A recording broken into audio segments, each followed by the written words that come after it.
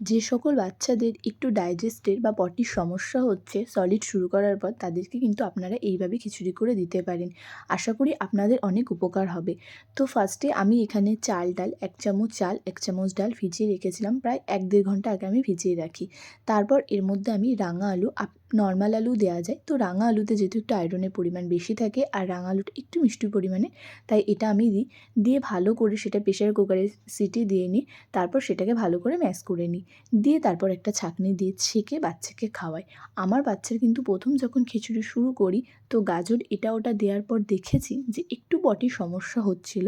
তারপর আমি ডাক্তারের সাথে কথা বলি। ডাক্তার বলল যে, যে সকল জিনিসগুলো বাচ্চা খেয়ে ১ম এ হজম করতে পারবে সেরকম জিনিসগুলো দিন।